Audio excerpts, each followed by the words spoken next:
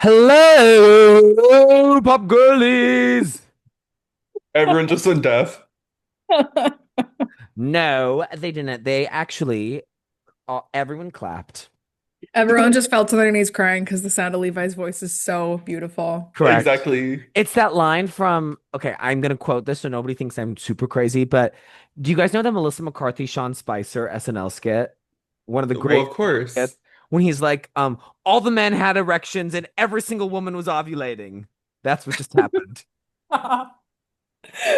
Right. Exactly.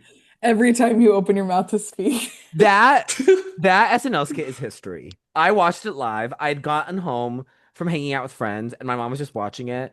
Um, and then I just ran. We just like it just like unfolded on the living room TV, and we were just so gagged. Marie, do you know this skit that we're talking about? Yeah.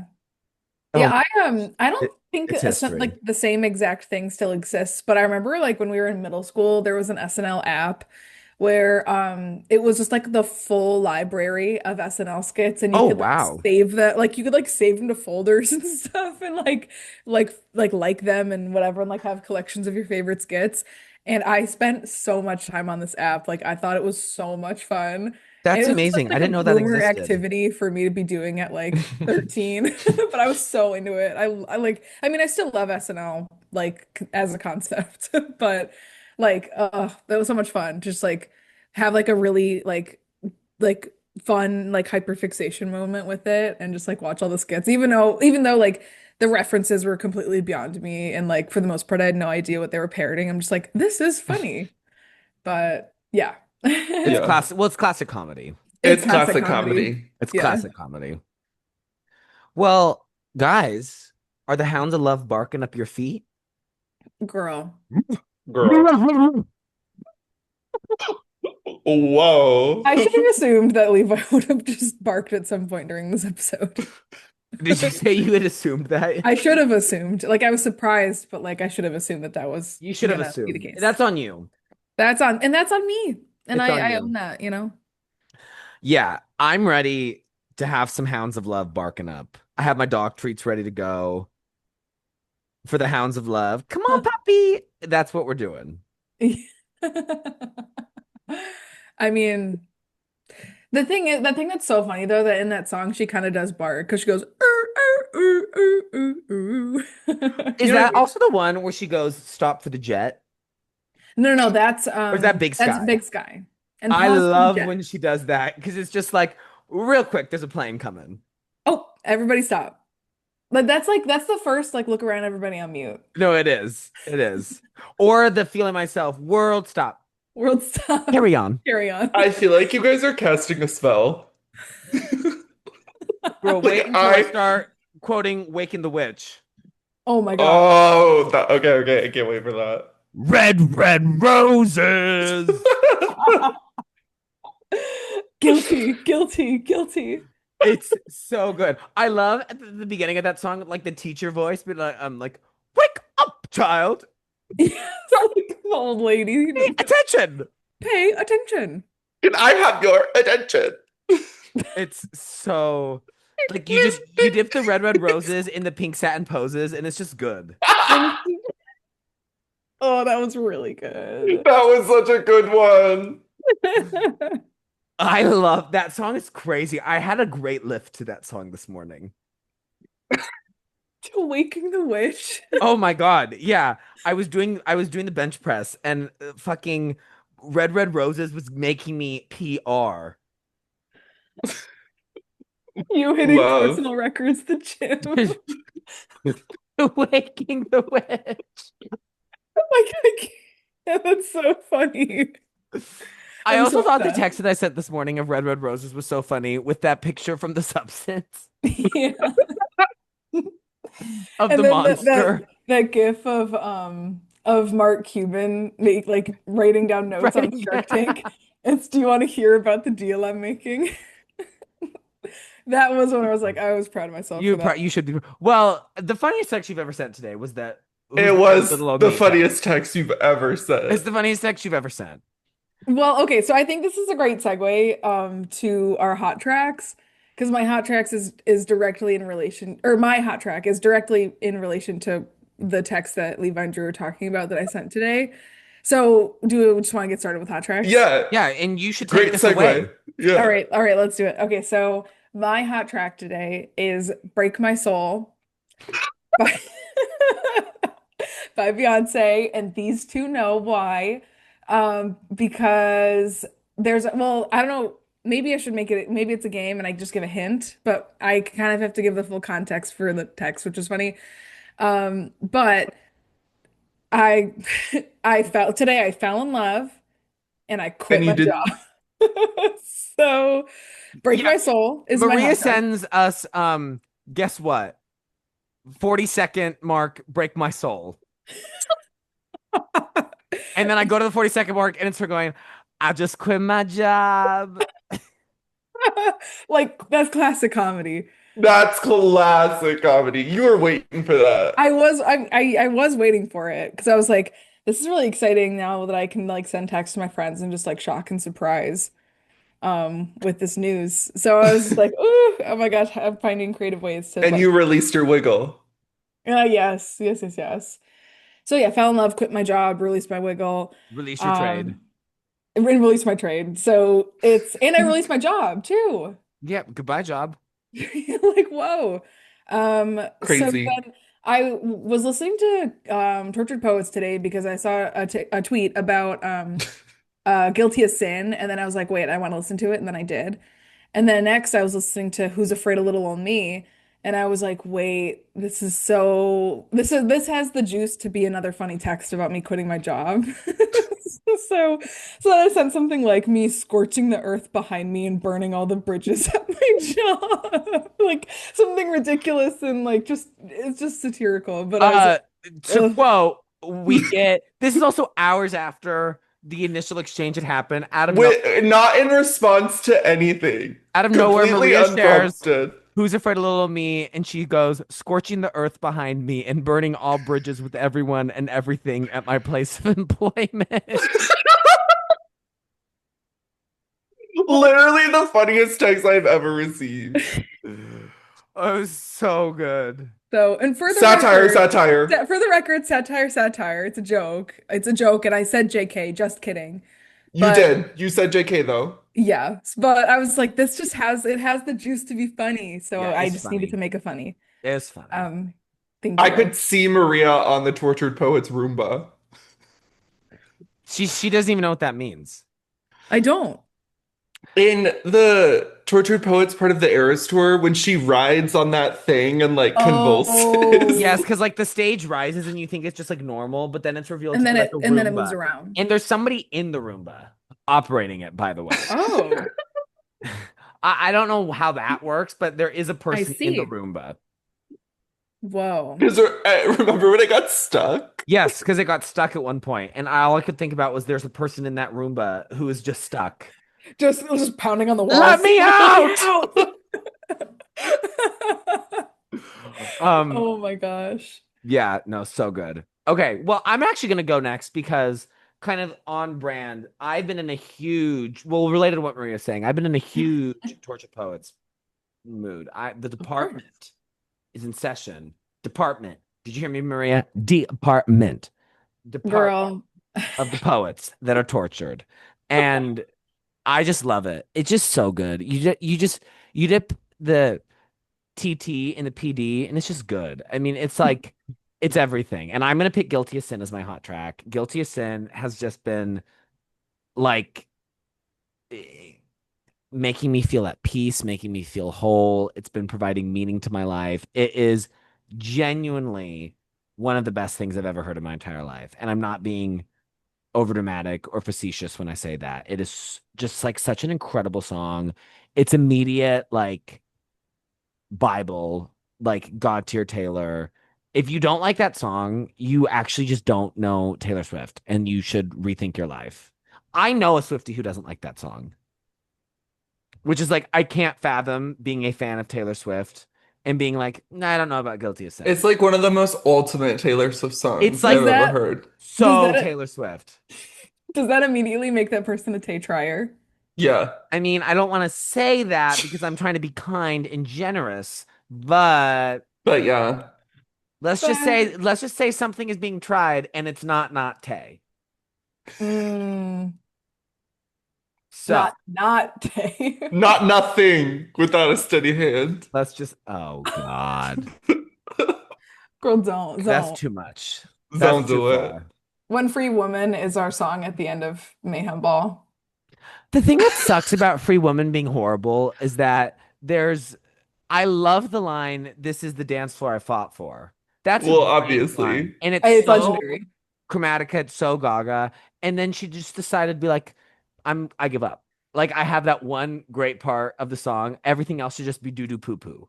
That just makes Beat, beat, beat. no Free, free, free. sense. Like, Be nothing about that's why are we walking downtown? Why are we doing Hear My Sound. Why are we hearing my sound? But I've already, if you want to hear my full thoughts in this, go to Chromatica episode. I don't want, Chromatica top tier Pop Girlies episode yeah, also. That's yeah, yeah, it's a that's great Pop Pop Girlie's Girlies herstory. episode. Recorded just minutes before Levi entered the emergency room. Literally, we pressed stop recording and I immediately went to the emergency room It for was it was kidney stones. monumental. Yeah, and then I was Yeah. playing I made my mom listen to Chromatica in the lobby as we waited for hours to be treated. It was horrible. Okay, Wait, Drew, what's Levi. your what? Oh, I was gonna say, what do you want your closing Mayhem Ball track to be? Like that, like the extra track Oh, that you that's want. such a good Ooh. question. Well, because she's been doing Art pretty pop. much She's just done art like pop, only right? art pop songs, and And every time Ozzy I get Osbourne. notification about it, I'm like, "Girl, can you please Hold, hold some? stay. Stop!"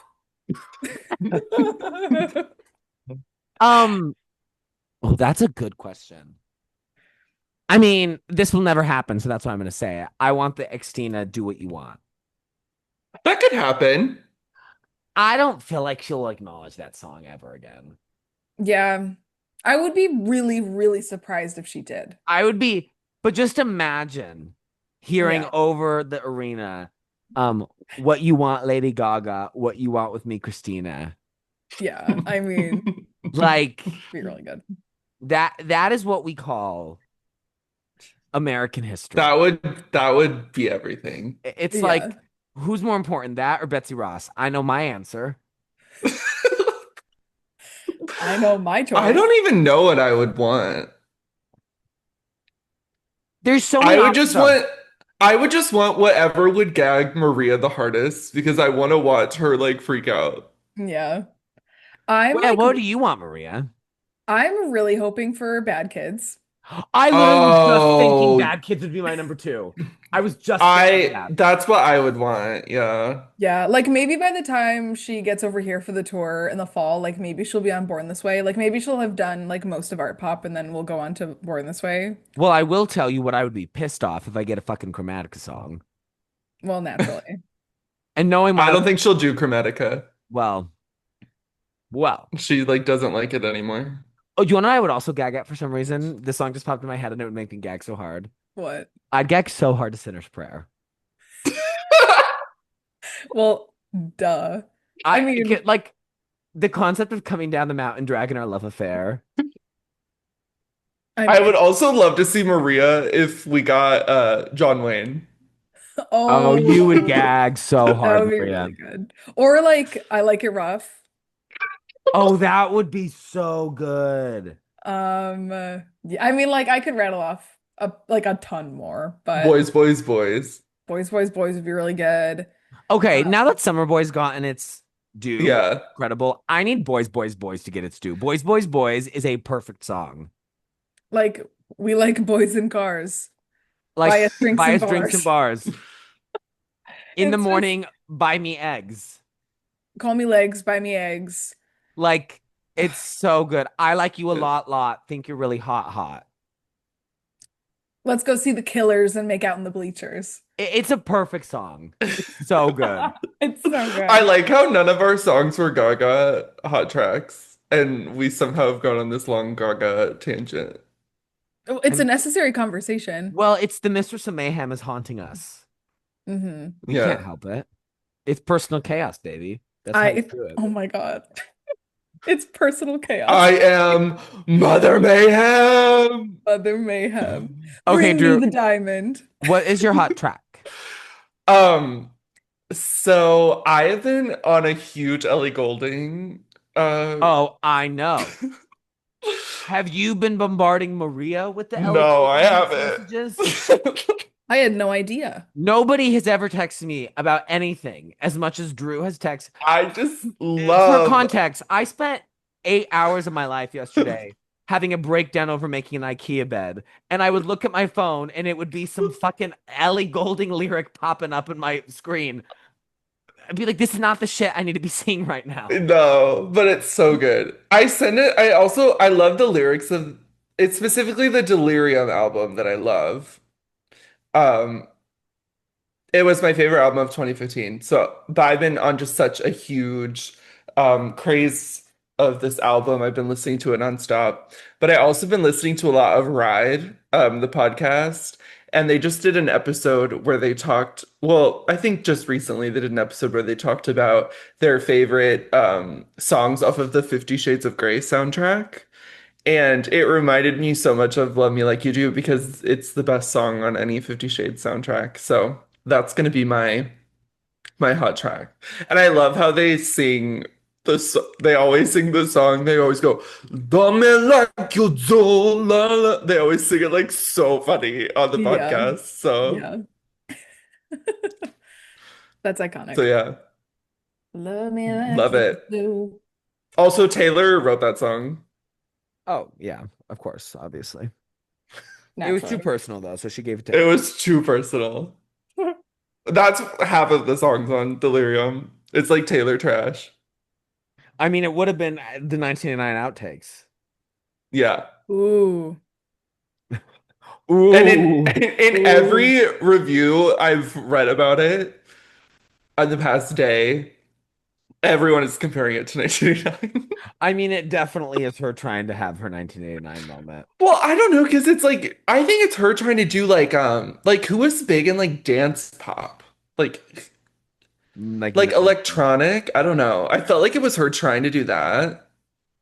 I mean, I mean, she was electronic. That's all she did. Yeah. This is her, I I don't feel like, know. I mean, I feel like that's her doing mainstream pop, Delirium. Yeah, maybe, yeah. I don't know. Because it's But all yeah. Max Martin songs. Yes, yeah. Well, I can tell you what's not Max Martin. Ruff, ruff. The Hounds of Love. These hounds of love be hunting. That's such a great album title, Hounds of Love. Like, girl. It's so good. And it having nothing to do with most of the album. It's so good. So good. Like, just wow.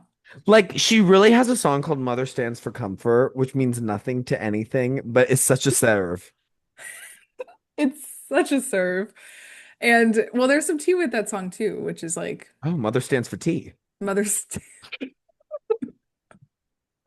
Mother stands for gag.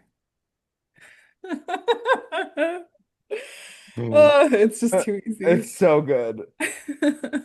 Okay, well, are we ready to get into it? Yeah, let's get it started. Crack-a-lackin'. Yes. Oh my gosh. Okay. Well, this week we're talking about Hounds of Love by Kate Bush, which I feel like is a diva who needs no introduction because I feel like most people are pretty familiar with her as the sort of like alternative, like progressive pop rock, just like at the forefront of all of that and all of these things that are like still somewhat palatable, but is just kind of in that bubble of being just like kind of weird, kind of unconventional. And it's just like so fun to kind of like play around in her discography because she really does create different sounds like album to album, but when you're listening to something by Kate Bush, like you totally know it's Kate Bush. So she, I think, is just one of those like landmark artists who is like we talked about her on the Caroline Polachek episode, is just like an inspiration to so many, but is so singular in her own work and is like just that girl, you know? Like it also just kind of gives me like the very like Bjork vibe of like her work is so unique and it's so exclusive to her, but you can really, really tell when someone else has been influenced by like her and her work. So I get that same kind of vibe. But yeah, I'll just like kind of get into some background here. But Kate Bush, as I'm sure most of us are familiar with, is an English singer-songwriter, record producer, and dancer.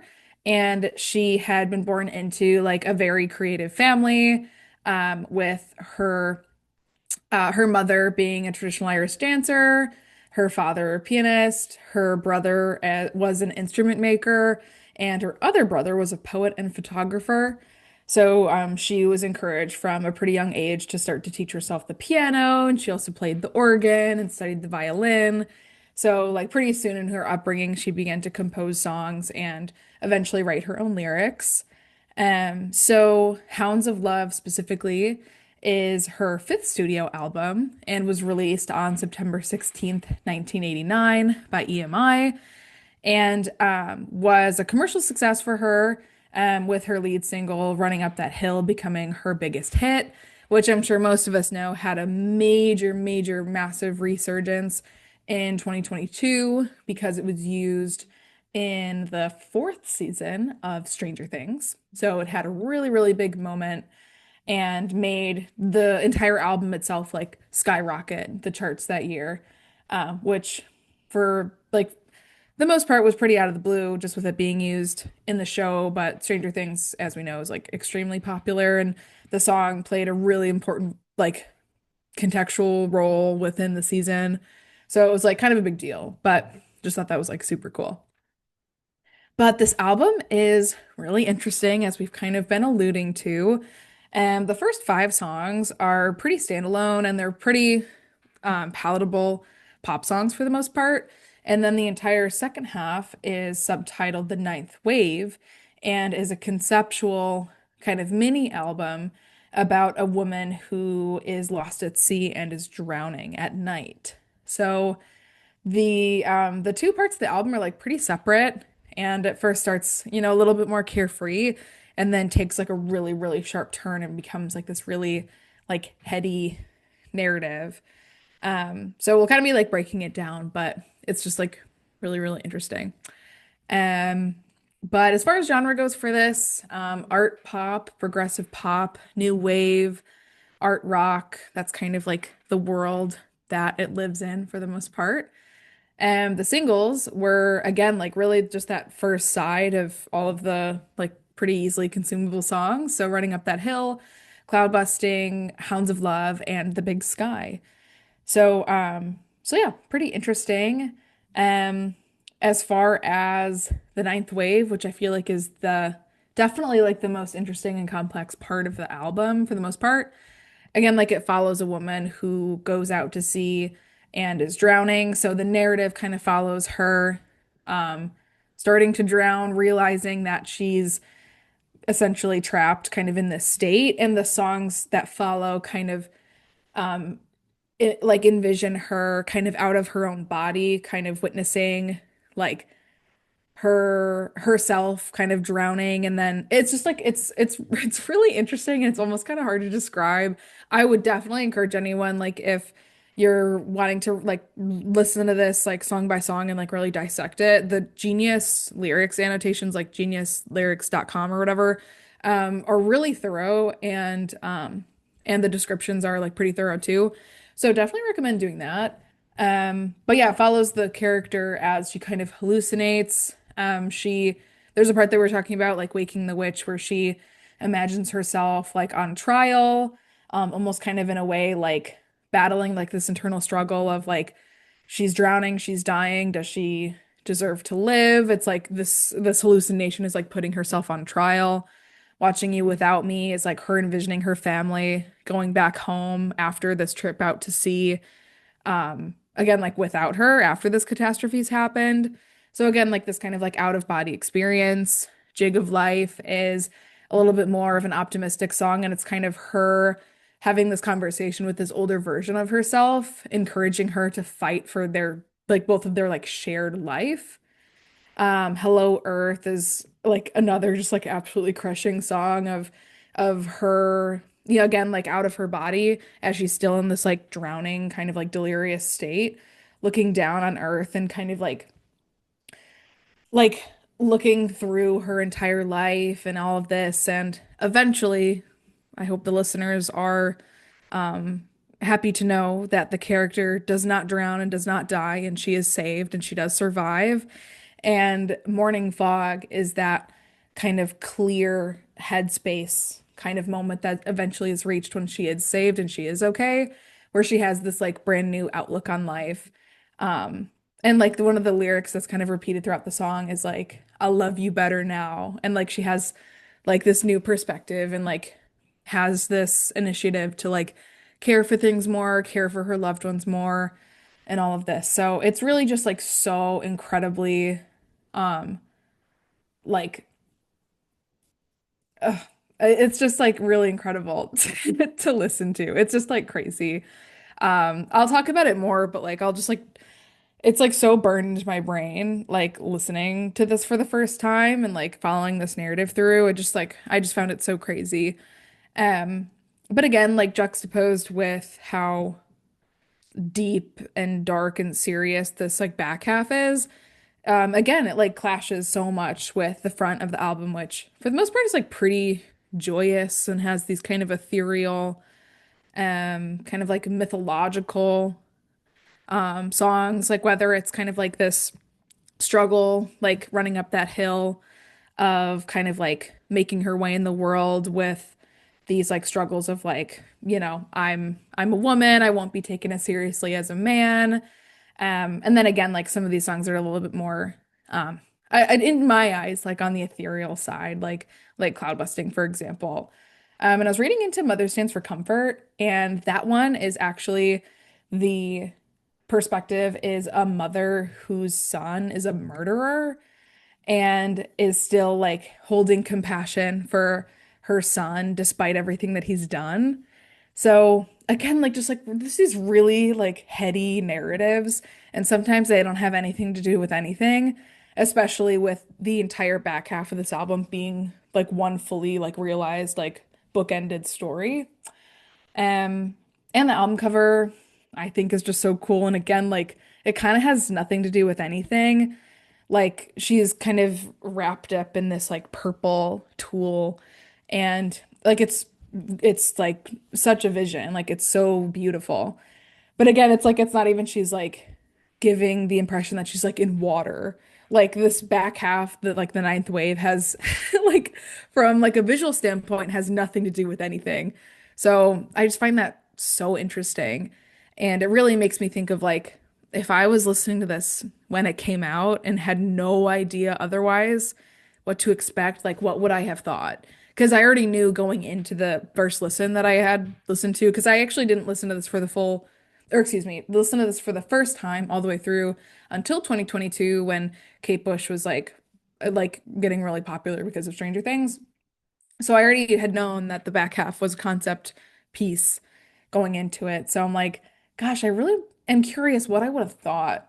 Or even if it was like when it came out and I didn't have Google to just be like, what's going on here? Like, can someone give me the breakdown of the song? Because I have no idea like where this kind of like nautical like sonar beeps are coming from and like the people shouting like get out of the waves, get out of the water. Like, what does this have to do with anything, you know? So I just find that really interesting. Like sometimes I try to put myself in the frame of mind of like what I would have thought if this was like it was that year and it was getting released at that moment. What would I have thought when I listen to music that like isn't from our time per se? Um, so yeah, so that's just something that I think about sometimes. But interestingly enough, this does have a perfect 10 from Pitchfork, which is fun. And I'm just confirming the uh, Metacritic, like the aggregate score of it. But let me see here. 73 on Metacritic. Admittedly, I forgot to look that up beforehand. Wait, oh my God, this is for a movie. I'm going crazy. There's a movie called Hounds I was about. about to say 73 seems low. Yeah, we're okay. Hounds, oh my gosh. Now I'm embarrassed. Metacritic. Well, we'll figure it out eventually, but that's everything that I had. So sorry for giving misinformation, but I'm gonna figure that out. But I'm so excited to hear what you guys thought of the album and the experience. I know we all kind of did like a joint listen during the workday a couple weeks ago, and we were like all texting about it, and it was so fun. But yeah, I'm like super excited to hear your guys' thoughts and your guys' experience with it. Yay! Bark, bark, Work. bark, Yay. Drew. Ruff. Girl, put some heart into it. We'll get there. Okay. Ruff. There we go. That's a Whoa. hound of love. Before you were a hound of hate. Oh my God. T. Tea.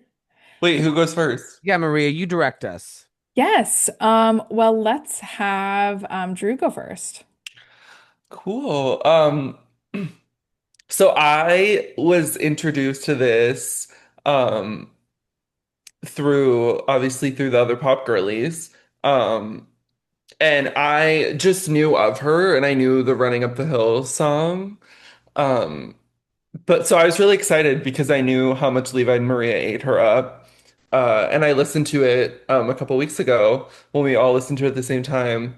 And I was like super gagged by the huge shift midway through the album. I think that is like the main takeaway for me when I first listened to it. Um, but yeah, I upon listening to it again for the podcast, I tried to get a little bit more clarification on like the lyrics and the trying to follow it through.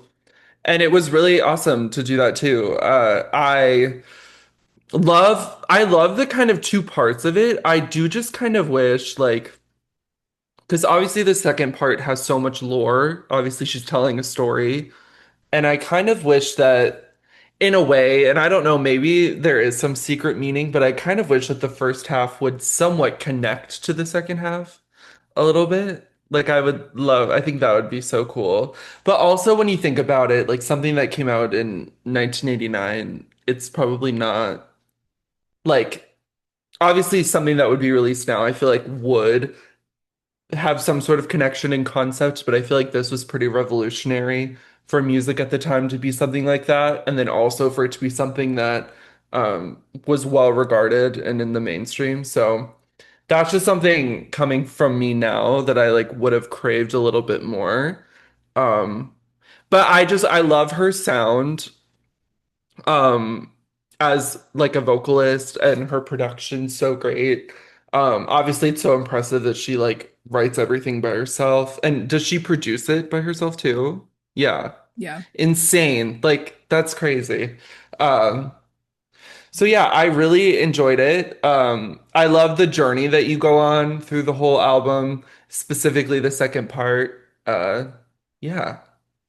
It's really great. I think I would honestly going back to it, if I were to listen to this again, which I definitely would, I would honestly go back to the second part. I would love to do that. I wonder if you guys ever do that, where you just listen to the Ninth Wave songs.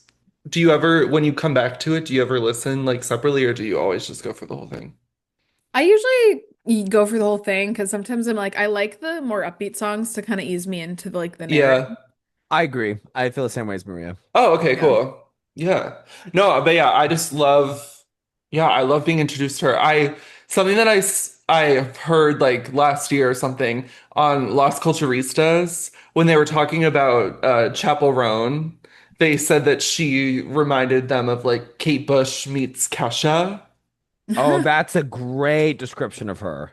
Yeah. And so I was like looking for a lot of like Chapel, which you can so tell through this that she's so um inspired by her vocals in this. I mean, it so gives Chapel nowadays. hmm Yeah, and I mean, obviously Caroline, which we talked about a lot in the Desire episode, but so inspirational to her sound as well. So it was really cool. I also got a lot of the Queen Honey. I don't know if Oh, Madonna? y'all, yeah, yeah, yeah. Like what parts of it? Like I got a lot of the vocals, I got a lot of Queen Honey from her. I thought they did a lot of different vocal.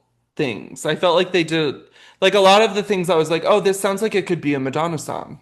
Oh, interesting. That thought has not crossed my mind ever while Oh, I. really? Mm-mm. I mean more the first half, but I was like, oh, like I could see Madonna singing this. The concept of a Madonna cover of cloudbusting.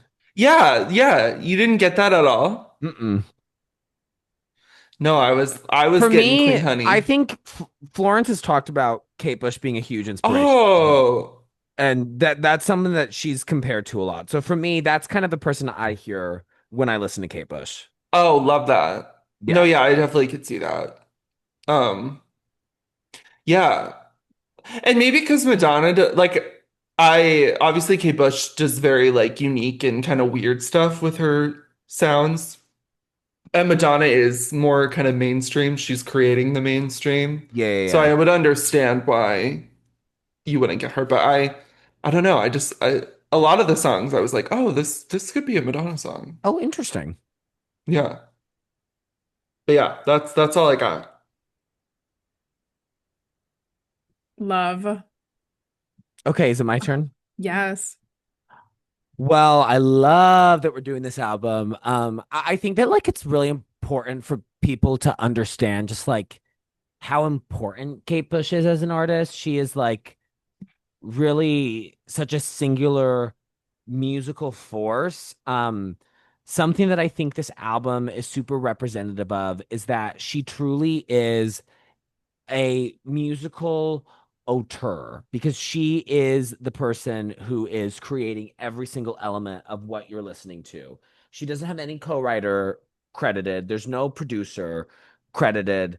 She is the only person creating this body of work. And so for those of you who don't know, the term auteur is typically something that's used in film. That's a term used in like filmmaking cinema to refer to a director who, this is the dictionary.com definition, whose personal influence and artistic control over a movie are so great that the filmmaker is regarded as the author of the movie. So like an auteur would be Wes Anderson, I think is like a super easy example of an auteur because he has such a distinct style. Like you know exactly like what a movie like his will feel like, look like, sound like, be like because his stamp of authorship and creativity is in every single aspect of the film. I think Kate Bush is the musical equivalent of that. And I think that this album, you know, regularly regarded as one of the greatest albums of all time, regularly, I think pretty commonly referred to as like her like magnum opus, it is just like so representative of why she's such an important artist. I think she's such an important artist specifically for like women as a female artist. I think she's incredibly groundbreaking, and I think it's so cool that Stranger Things and the way that Running up that hill went viral has introduced more people to her because she's somebody who like never really crossed over in America. Obviously, I think she's much more like revered and has just seen a lot more chart success in the United Kingdom, but she never really crossed over in America. And so I think it's so cool that people who wouldn't know who Kate Bush is, know her. I've known who Kate Bush is since I was a teen. I never really like, I knew Running Up That Hill. My favorite Kate Bush song has always been Wuthering Heights, which is her debut single. And that was like a big smash in the UK and her breakout hit. That's how I got into Kate Bush. And then I think I listened to this album for the first time when I was in college and then kind of post the Stranger Things craze, kind of rediscovered it. And it's been really cool connecting with Maria about this record. I think that like this is like honestly like Kate Bush and Bjork are like two like touch points of Maria and I's friendship, which is really cool. And it's been cool like seeing Drew, you know, react to it as well. Cause like that Madonna thing I never would have thought of. And so I want to listen to the album thinking about that the next time I listen to it. But yeah, I mean, I think this is just like such an insanely impressive body of work. I can't think of another album that sounds like this to me. Like it's it's so itself that it's hard for me to compare it to other things because it is so idiosyncratic the synthesis of these sounds. So like what I have written is there's these glitchy samples, these very like thick, juicy, icy synths, but also very like warm orchestral moments that are kind of like pulsating. I love how vibrant and pounding the drums are. I think they sound like very like tribal-esque. They're like huge, huge, huge drums, kind of like Phil Collins drums. But then there's like these gentle, like lilting pianos. It's just so singular. I can't think of another album, and I'm sure they exist out there somewhere, but like it's just really representative to me that this is a unique album, a unique record musically. I love that this is a very feminine take on the genre of progressive rock or prog rock. Prog rock is like such a masculine musical genre, musical movement. I mean, when I think of prog rock, I think of like Led Zeppelin. Like that's what I think of, that kind of like super broy, really artsy, Pink Floyd, like The Wall, that kind of thing. And this is such a feminine, poppier, warmer, synthier take on it, which I love because it's incredibly progressive. I mean, that there's such advancement of technology happening. I think that this album sounds like it could be released today, even though it was released in 1985. The lyrics are incredibly poetic. It's so conceptual. It is this like kind of like elevated idea of what an album can be. And I just love that like this is like a woman's take on it, on something that is just so incredibly masculine. And I think that like is related to a lot of the themes of the album, specifically on Running Up That Hill, which is about kind of like her experience as a woman compared to the experience of a man. Uh yeah, and kind of like what Drew mentioned and Maria talked about, the fact that she's the only person credited on this is just pretty crazy. Uh First thing that, well, I was about to say first thing I want to say, and I've been talking for a bit already, but I love the success of Running Up That Hill.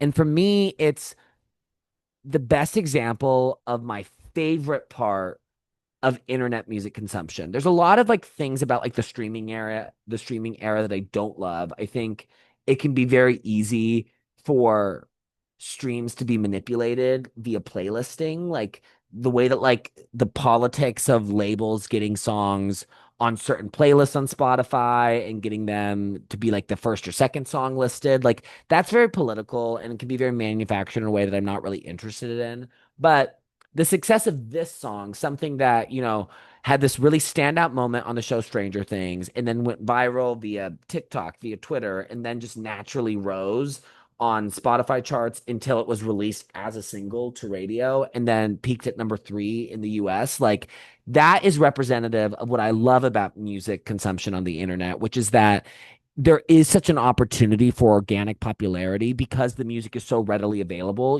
It's not like something has to be released as a single or you have to buy the album in order to listen to a song the way that like it was, 20 years ago, 30 years ago. That's not the case anymore. You can literally type into Spotify or Apple Music or whatever, any album, and you have access to it. And so I love that. Like, I don't think there is another era of music consumption where a song that is almost 40 years old becomes a global smash hit, just because it was featured on a TV show that's really popular. I think that is so cool. And it's like my favorite part of being a modern music listener. Uh, Talking about like the meaning of this album is really interesting because the first half, the side A, the Hounds of Love side, is songs that, just kind of like a typical album, just songs that are kind of exist only within themselves. And then, of course, there's this ninth wave, this like extended musical suite. Um, but what I think is really interesting is to me, like the through line, and it kind of is even in the title as well, is like nature. To me, this is such an album about the power of nature and how nature can be this really beautiful, wondrous force. I think of like the big sky. Like the big sky to me makes me just like want to run in a park and like look at the sky and look at the trees and just like really soak in the natural world. But then also there's this very intense musical suite about nature almost killing somebody, and it's really scary, and the water is really scary, and the ice is really scary. There's this very sinister, destructive quality to it as well, which I find really fascinating. I mean, the nature is something that I think is one of my favorite themes in art, and it's something that isn't very typical in an album, specifically an album by a major artist like Kate Bush. So I love that. Like Drew mentioned, the vocal performance is just out of this world. She has such a unique voice and tone. I think that you can really hear in like this record how much her voice has matured. If this is your first exposure to Kate Bush, obviously she has such a unique voice here, but then listen to the song Wuthering Heights, which was when she was, I think, released when she was like 19. Her voice has matured so much, it's deepened so much, it's a lot richer. um it's very like sprightly on Wuthering Heights, and a bit thinner as well.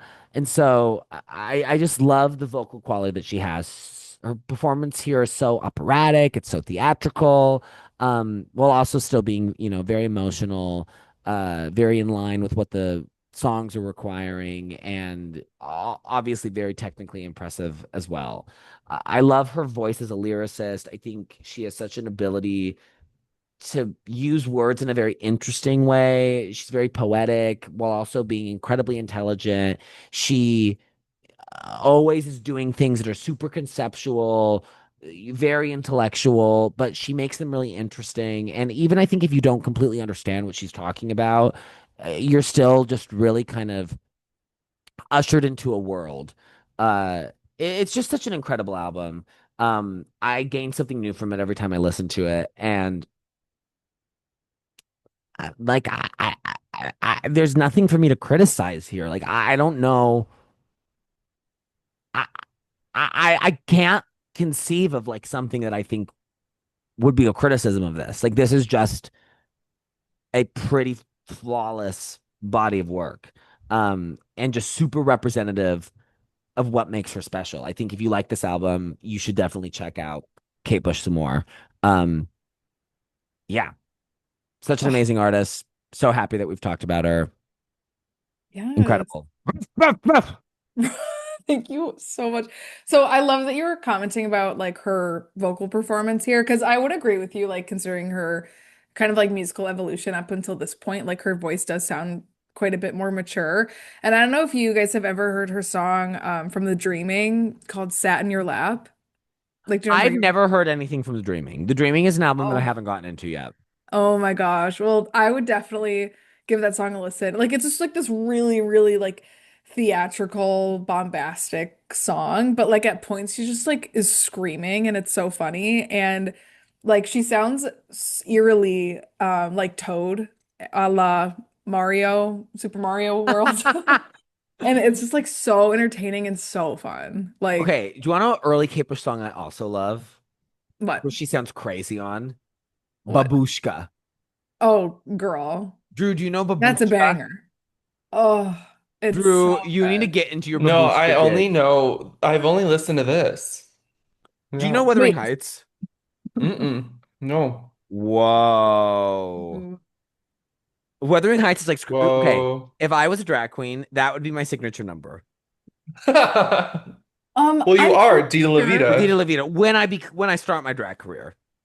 Yeah, Dita Levita. I'm pretty sure that before Sasha Velour was on Drag Race, she had a lip sync to of Wuthering Heights, I think, or some like earlier Kate Bush song.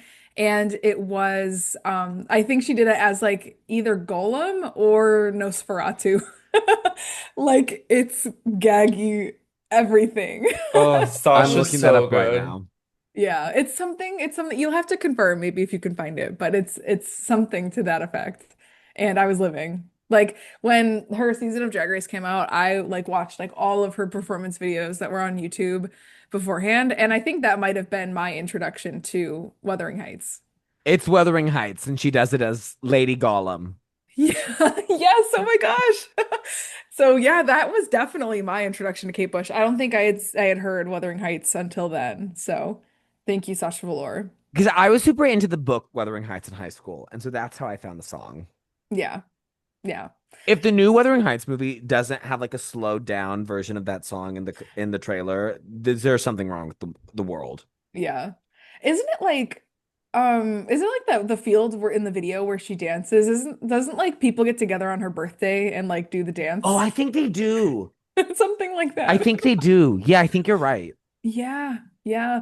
But I'd say too, like "Oh to Be in Love" and "The Man with the Child in His Eyes" from the Kick Inside are also so good. Those are great songs. Yeah, the man with the child's eyes is a really good song. Yeah. So, it's everything. Well, thank you both. I definitely share the same thoughts and feelings as all of you for Hounds of Love. So I'll just like add a couple things here and there, but I mean, it's incredible. I love it so much. I love the cover. I love how, I mean, I don't know if specifically what font is being used here, but I love how how you could tell it was put together real fast and very easy. Like it's just like we took this picture, we added a filter to it. Here's like a pretty boring text, and we'll just put it on white, and it's just super chill. So, I feel like the simplicity of the album cover is like very alluring to me. Um, but I enjoy the first half so much. And like most of the songs tonally are like honestly pretty fun. Mother Stands for Comfort is like really interesting. But like the narrative here of the ninth wave is just crazy. Um, and to kind of echo like some things that you both have already said, um, just like the inherent femininity that's present on the entire album is just like so interesting to me. And in like ways that I honestly can't really describe, like the ninth wave narrative that's being told of like the woman who is like near death drowning, to me, like there's something just so like inherently female about the way that it's told and how that story is structured. And yeah, like I almost can't describe it. And when I was listening to it for the first time, like it made me really emotional. Just like parts of it made me really emotional where I'm just like they're like this story and the way that's being told in my eyes, like can't be anyone else other than a woman who is like very close to losing her life prematurely, you know? And it was just I found it so emotional. And one of the songs on the ninth wave, like the second part that's like really like I kind of like have somewhat of a connection to is like really personal for me is Watching You Without Me. And it's just like interesting because I've never been one for like nightmares. Like I've never had or like recurring nightmares or anything like that. And like I just very seldom dream. And if I do, I rarely remember what it was about and I'll forget within 10 minutes or I just don't have significant dreams, like all of that to say. When I was like I don't know, sometime in elementary school, I had a nightmare that and this is crazy. So like just like buckle up. But I had a dream that I was in like a dark room where all of the screens in this like small dark room or all the walls rather in this room they were all like TV screens. Like almost like some sort of like surveillance room of sorts. And all of the screens in this room were of like someone's point of view. Like it was like you're playing a video game and it's like first person per point of view, you know? And I was like, I wonder who all these people are that I'm watching their POVs. And then I slowly started to realize that like in these screens I could see other people I knew in the perspective of like whoever was being like recorded or whatever. And I slowly started to realize that it was like all of these screens were monitoring people I knew. And then I noticed that they were all really sad. And then I started to catch on that they're all going to the same event. And the event that they were all going to was my funeral, and I had died. Oh my God. Oh my God. Yeah. So that was crazy for me. I've never That's had a dream awful. as profound as that as long as I've lived since then. And I'd never had dreams like that before. It's like a very singular experience for You me. don't get nightmares? No, no. Whoa. So I've never had a dream as like potent as that ever in my life. That's the only time it's happened. But like the center, like narrative of that was like me being trapped in this room with no way to get out, and I have to watch the people in my life mourn me and then continue to live their lives without me. Jesus. So That's a lot. don't know what that says, don't know how it's maybe been informing my life ever since that's happened. But when I was listening to this for the first time, I got to that song.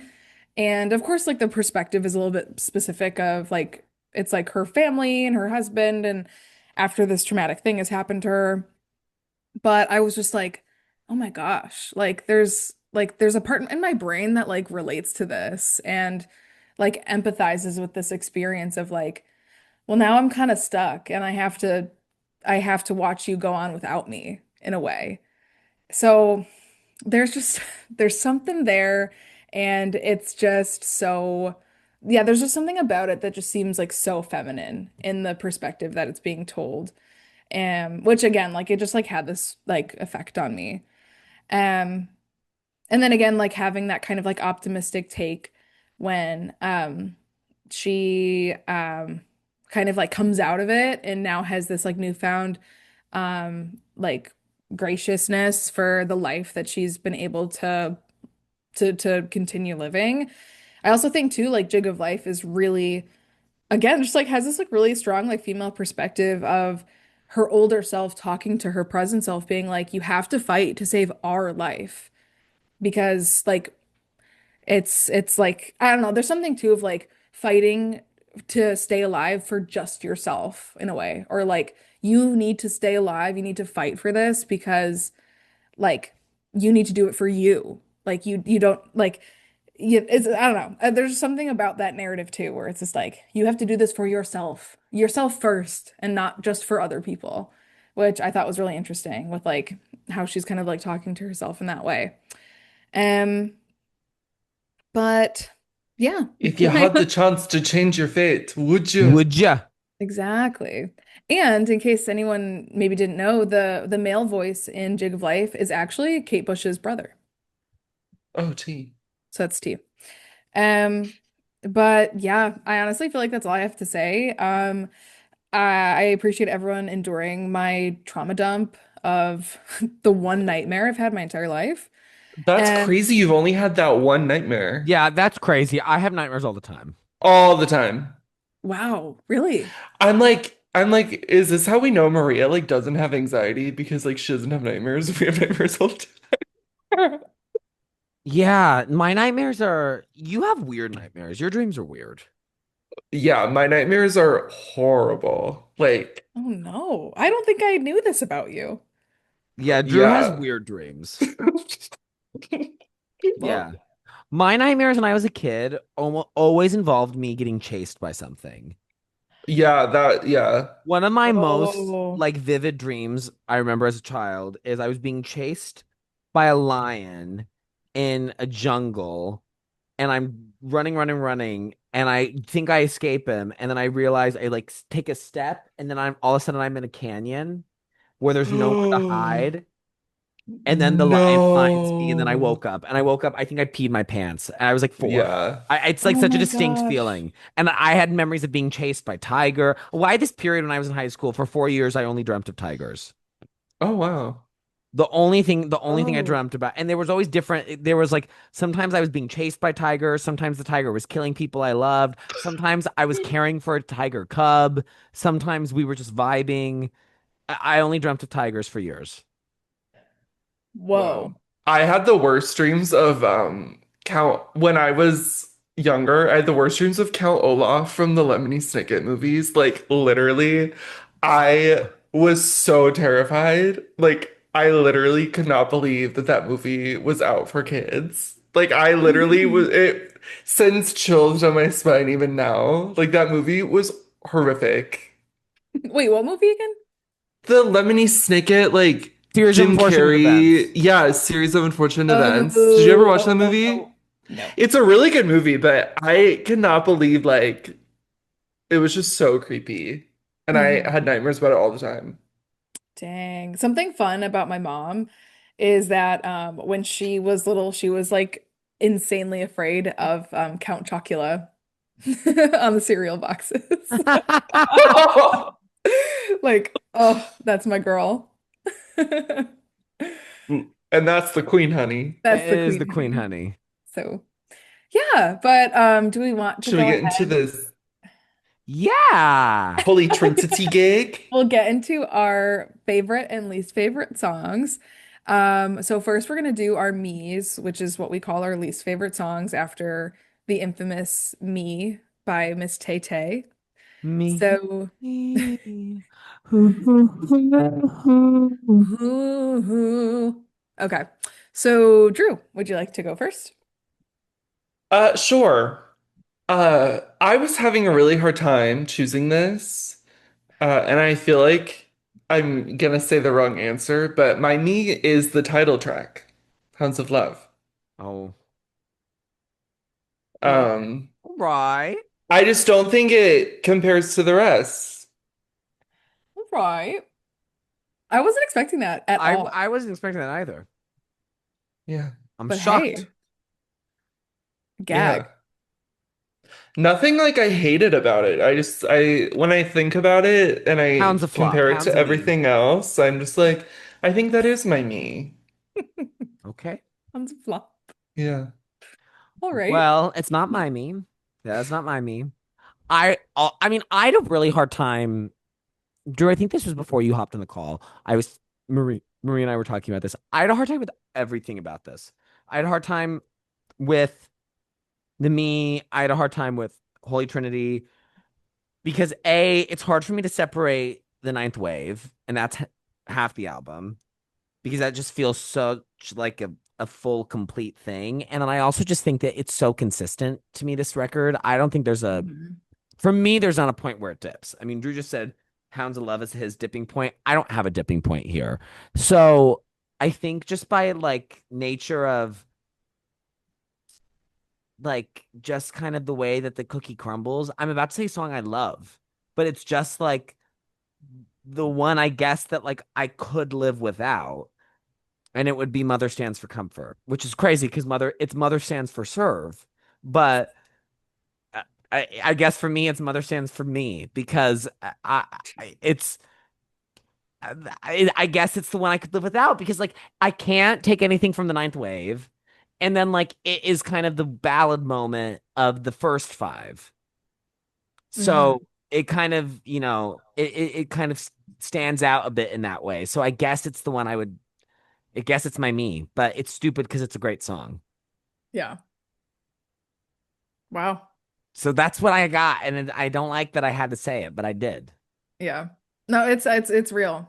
I recognize that. What's yours? Yeah, what's yours? So my me, and again, like I feel the same of like Everyone has to preface their me. I know it's like all so nuanced. Well, yeah, like it's a hard one to have to pick a me for. And unfortunately mine is from the ninth wave, but my me is Under Ice. Oh, that hurts me. That hurt. Really? That I sounds so love good. Under Ice. Not a soul on the ice. Oh my, well, okay, actually now that I think about it, like how like when like how fun would this be if you were in like choir and you sang this in a choir? Oh, Like I Oh, would that would die to be do the ninth wave in choir. like we all gagged so hard just okay. now at the thought Wait, of that. okay. If you got to have a solo in the ninth wave in your high school choir, what would you want? What would you want your solo Easy. to be on? Hello, Earth. Oh, Ooh. that would be really good. It would also like if I were doing like a character part, I would want to do Waking the Witch though. Like if I were doing sounds and not like a vocal See, solo, I I would think love to. I'd wanted to be Waking the Witch. Wake up, child. Yeah, like that. Can you imagine all those people like from all like they just come up to the mic, wake up, love. Well, in choir in high school, a lot of ours, like you had to just be like in the herd. Oh, and you're just Uh-huh. projecting, sing out Yeah, Kathleen so Louise. I think that would be so fun to do Waking the I Witch. know those altos would come bellowing with red Oh, roses. me having been an alto too. You Red would come in a clutch. roses. And the bass would be the demon parts. Oh, What say wait. you, my child? It's like it's Oh my God, waking the serve, waking the hit. Yeah. If I had a solo, I definitely I think would have done Jig of Life for I knew you were sure. gonna say that. You're such a Yeah. warrior. You're such a jig of life girl. Warrior. Um and I probably would have been like, can I do both of this? Can I just do all the speaking parts in it too? Like, can I just Yeah. do everything, please? Well, yeah, that's how that works. But like this is a choral like Coral experience. gag. Consider that. Planet Educator Earth, of the year. I Hello mean, Earth, consider that. yeah. Because it'd be really, really good. Yeah. They get everything, but I will say The Sopranos would serve on the morning fog. Oh, so yeah. Imagine like a beautiful soprano arrangement of the morning fog. Oh, It's just everything to me. The morning gag. Yeah. Mm, yeah. Okay. Okay. Okay, so now we'll get into our holy trinities. So our three favorite songs. So Drew, you can start us off. Okay. My number three is Running Up That Hill. I really love Running Up That Hill. Very good. Love it. Gag that Yeah. hill. Gag That Hill. My number two is The Morning Fog. Beautiful song. And it was my favorite when I first listened to the album, and then another one is Overtaken, but I just it's like one of the great album closers. Like it's just so good. It She sounds is so so good at amazing. album closers. Yeah, She I mean, knows I how to can only close an imagine album. if this is what I mean, come on. Girl, this Um, woman's work. Wait for this. This one. Oh. yeah. I mean, Ugh. it's so good.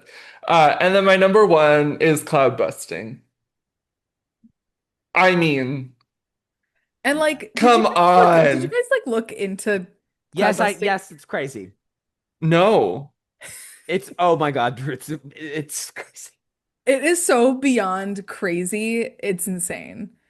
So here, let me just read this Can Genius I just annotation. say, I know Caroline like hates whatever. Caroline is reheating nachos. Reheating cloud busting nachos. Come on, Caroline.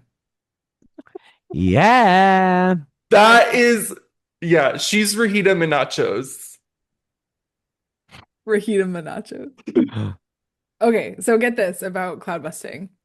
Cloud busting is a reference to an actual device created by Wilhelm Reich, an Austrian psychoanalyst and scientist who believed he could manipulate weather patterns by using a machine he called a cloudbuster, a contraption of metal pipes pointed at the sky, supposedly able to dissipate or create clouds and influence rainfall. In the context of the song, cloud busting serves as a symbol of hope, innocence, and belief in possibilities beyond conventional understanding. The song itself, inspired by Peter Reich's memoir, A Book of Dreams, recounts his childhood memories of his father's experiments and their emotional bond.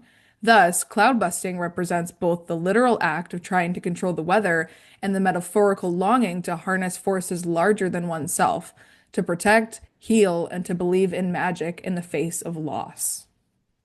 Yeah. Whoa. Gag it. And also, that's a genius lyrics annotation. So credit to whoever wrote that annotation because it's lovely.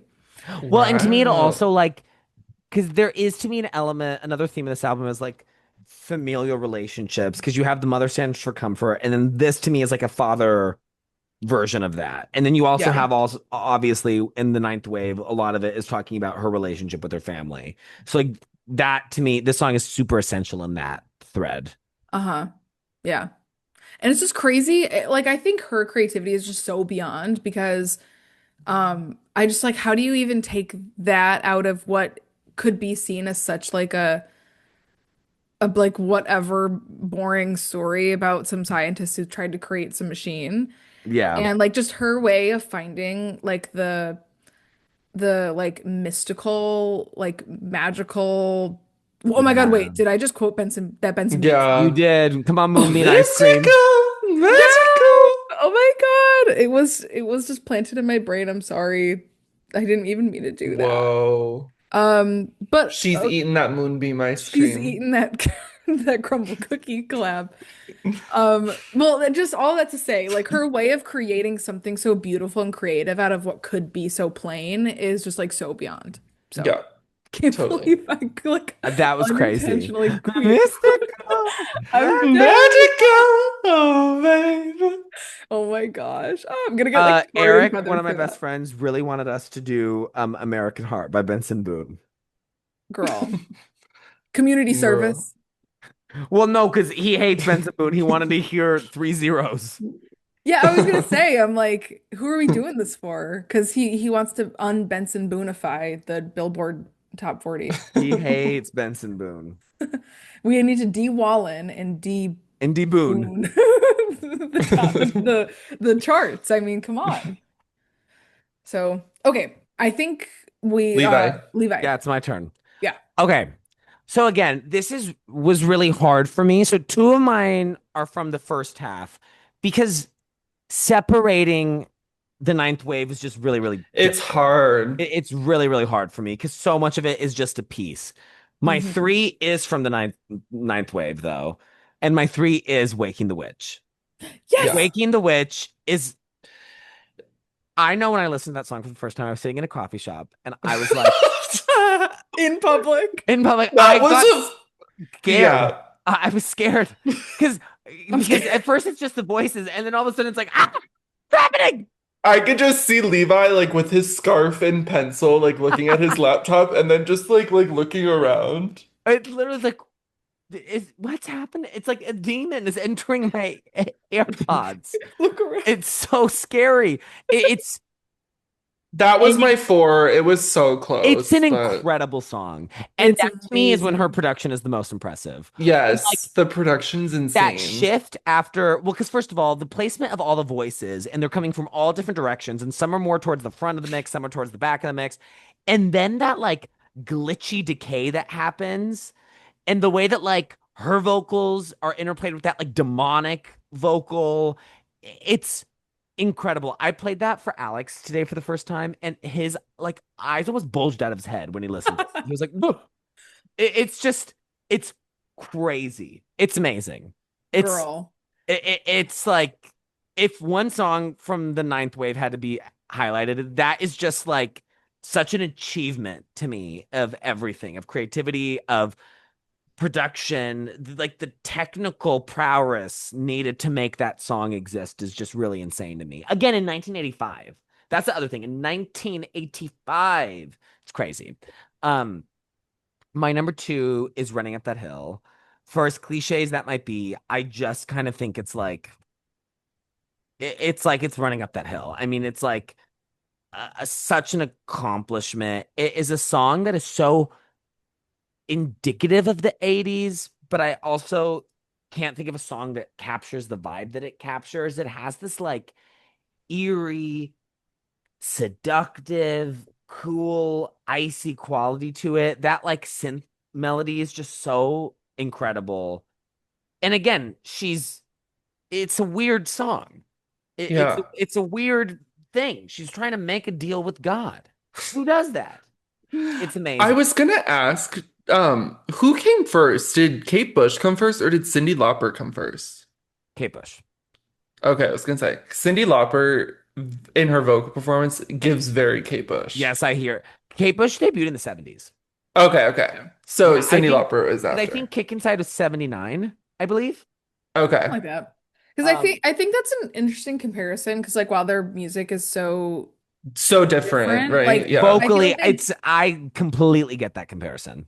yeah, like I think they both share this kind of like really like guttural quality to the way quality, I don't know why I enunciated that. But like the way that they sing I think is so similar where it's like it literally sounds like someone's pulling the words out of them. Like there's no Yeah. other way it could have been said and it had to be said then and there in that exact moment, you know? Like it has that um like I think the like everything like the way that they perform it's makes everything seem urgent like it has to be said now, you know, so I think that's like really interesting. Yeah. Yeah. Then my number one, it's also cloudbusting. Just Yeah, like Gag it. I, gag it. I don't know why people aren't talking about the concept of knowing that something good is going to happen. Like, I mean just saying it could even make it happen. like I don't know when. Yeah, yeah, yeah, yo. But I just know something good is gonna happen. It's We're it, cloud busting, Daddy. it's incredible.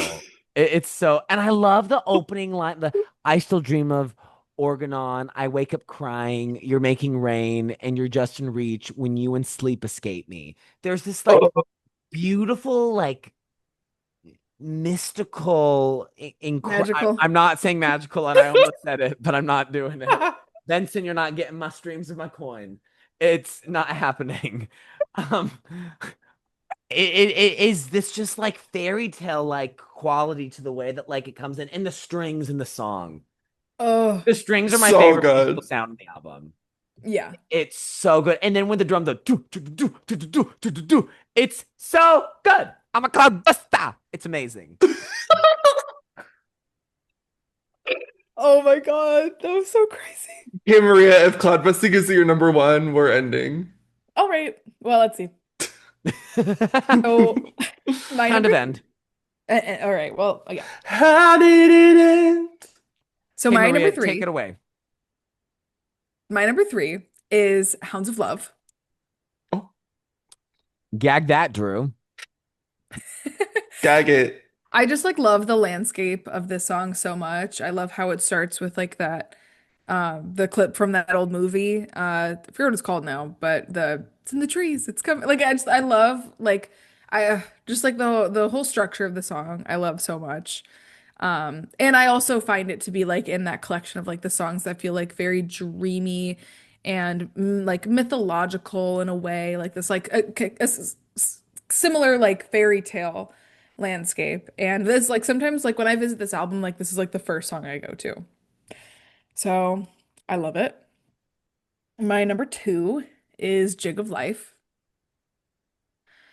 I'm I actually just, surprised it's not your number one. oh, really?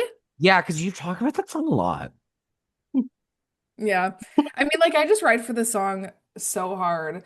I just love this, like, unrelenting optimism that is, like, present in the song. Like, I just find it so inspiring, even without the context of, like, the woman drowning, you know?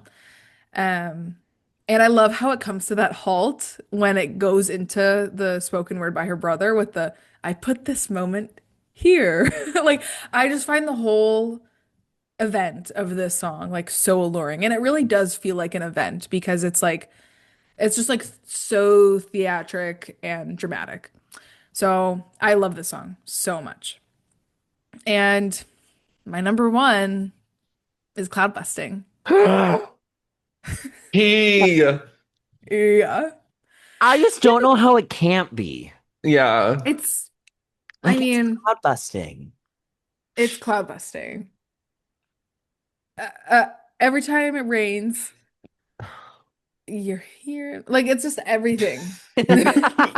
It's everything. I It's everything. I don't know what else to say. Like just saying it could even make it happen. Whoa. I think if we ever do karaoke, I would love to pull this song out. Oh, it'd be great, Paul. Does I anyone, also anyone's love karaoke machine have this song? I love where it's placed in the album because I love that like she's saying something good's gonna happen, and then immediately we get a musical suite of her almost drowning. Like that feels like a joke, kind of, and I like that about it. Right. Yeah. It's major. It's major. Like this feels like such a fitting conclusion for the first half of the album. I think it had to be Yeah. the last song before the ninth wave. Yeah. Yeah. All right. Well, now we'll get into our album scores.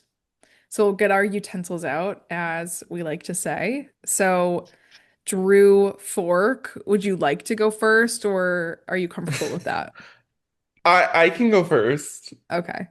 Um, I'm gonna go in at an 8.8 for this. I really like this. T. And that's honestly so huge for like the introduction to Kate Bush. I mean, like this Yeah. is Hounds of Love is Hounds of Love. Like Hounds of no Love. one's getting it twisted over It's Hounds of here. Love. But I'm just like so glad that you're enjoying like her Yeah, Yeah. work because so she's weird. far. She's weird. She's different. She's weird. Well, I love the weird stuff.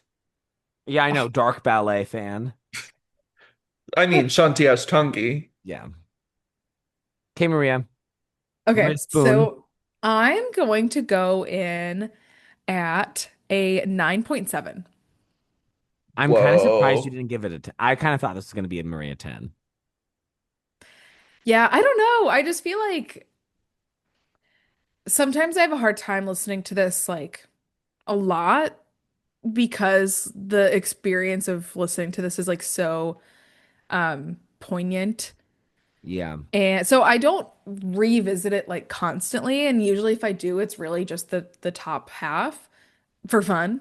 Um, but yeah, I don't know. I just like I didn't feel immediately drawn to giving it a 10. I don't think for any like super specific reason. So I'm just like kind of going with what my heart is saying. Listen to it.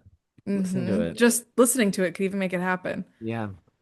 So, I'm I'm doing an I fucking hate that I always do this. I'm doing a 9.8.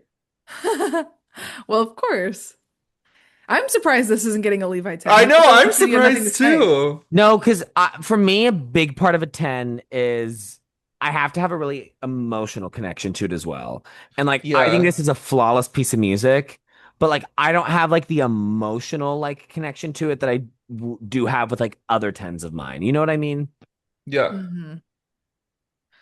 Real. But don't get it twisted. It's Hounds of greatness. It's Hounds of Yeah. excellence. It's Hounds of perfection, Hounds symphonic of Gag. genius. It's Hounds of Clock. Ooh. Okay. Um, I think that was a little bit rude. Girl, Hounds of clock. What does that even mean? Hounds Now, of okay, you Clock. guys say the most ridiculous crap ever, and now I'm getting, girl, what does that even mean? Come on. Everything I say is factual, evidential, and Hounds of Clock. correct. All right. Hounds of truth. Wait, do we want to maybe move on to the next piece and wrap this Oh up my then? God. Maria right now is Hounds of hate. Girl, Hounds Hounds of of Hate. Hatred. Hates of Clock. Hounds of Pissed Off. Let's keep going.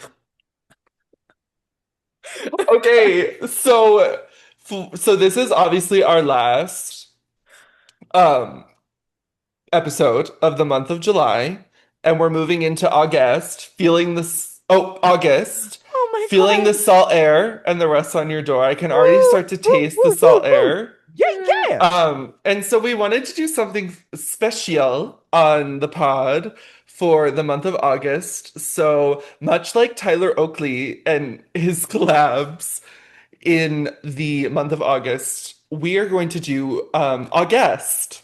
So every episode in the month of August, we are going to have a special guest on the pod. Uh, and they will be bringing in episodes of their choosing to the Pop Girlies. And all of these guests are going to be friends of the pod. So should be in for some fun new kind of vibes for the episodes and new dynamics. So yeah, really exciting. So the first guest is going to be friend of the pod to Levi. So Levi, do you want to introduce the first Yes. episode? Okay, our first guest is going to be Pop Girlies Warrior, somebody who I think advertises the existence of Pop Girlies more than I do. Every time we're together and there's another person involved, this person's always like, "Have you listened to Pop Girlies?" A lot of our followers follow us just because of this person. It is wonderful, dear friend of the pod, Alex Uishi, Woo! and Yay! he is bringing us an artist that is new to the three of us. She's a newer artist. I'm very excited to get into this gig. We are going to be listening to Joy Aladakun and her most recent record, Observations from a Crowded Room, which I know was Alex's, I think, album of the year last year alongside Brat, which you guys I probably know if you listen to this show. So yeah, we're about to be in a crowded room making observations with Joy and Alex, and it's going to be so exciting. Yay! I'm so excited. Yay! Okay. Perfect. All right. Well, I gotta go bust a cloud. I'm gonna go dream a sheep. I'm gonna go run up that hill. And pop girlies, huff, puff, ruff. Shanti.